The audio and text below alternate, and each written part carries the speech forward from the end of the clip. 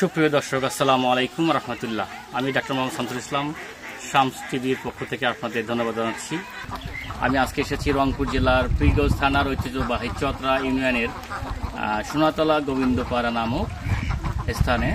এটি মূলত কট্টা নদীর রোড, মানে গোবিন্দপাড়া থেকে কুমারপুর যে গ্রাম, সেই রাস্তায় একটা অলৌকিক বিষয় দেখা গেছে এখানে। তার তথ্য শোনার পর আমি এখানে আসলাম, চিন্তা করলাম যে একটা ভিডিও করা যায় কিনা। এই উদ্দেশ্যেই আমি আপনাদের এই বিষয়টা দেখাবো একটু।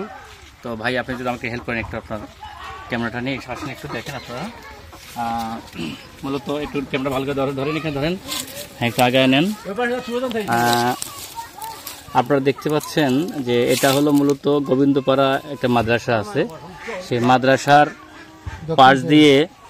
পাশ দিয়ে কুমারপুর নামক যে গ্রাম, এই গ্রামের রাস্তার সঙ্গেই একটা পুকুর আছে। এই পুকুরের পাশেই কুমারপুর যাওয়ার পথে ডান পাশে, আর একটু আগে দেখান, বড় করে দেখান, ডান পাশে এই আমরা আসলে ক্লিয়ার হতে পারছি না এটা আসলে মানুষের হাড় বা হাত বা অন্য কিছু কিনা। তবে আপনারা যদি চান তো আমি একটু স্পষ্ট করে দেখতে পারি বিষয়টা। আমি একটু দেখাই, একটু ভাই কসবে একটু দেখাই।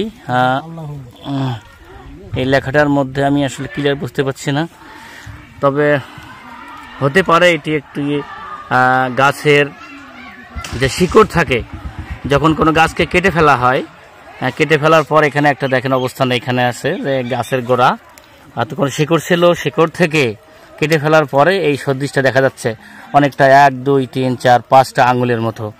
তো আসলে অনেকে বলছেন যে এটা এক ধরনের মাশরুম, কেউ বলছে এটা হয়তো বা অলৌকিক কিছু, অনেক অলৌকিক কিছু বিষয়, কেউ বলতেছে আল্লাহু নামের লেখার সদৃশ, অনেকভাবে এটা বিষয়ে আমাদের বলছেন। আমরা যে সরাসরি দেখলাম। এখন আপনারা যদি বিষয়টা দেখার পর যদি মনে করেন যে আসলে বিষয়টা কি, আমরা চেষ্টা করেছি আপনাদের সহজভাবে দেখানোর জন্য। তো সেক্ষেত্রে আপনারা কোনো বিরূপ প্রতিক্রিয়া না করে, মানে নেগেটিভ কোনো মন্তব্য না করে, যদি কারো ধারণায় আসে বলার সুযোগ থাকে, আপনারা সুন্দর সুচিন্তিত মতামত বা কমেন্ট আমাদের করবেন ইনশাল্লাহ। সকলে সুস্বাস্থ্য কামনা করি এখানে শেষ করছি। আসসালামু আলাইকুম রহমতুল্লাহ।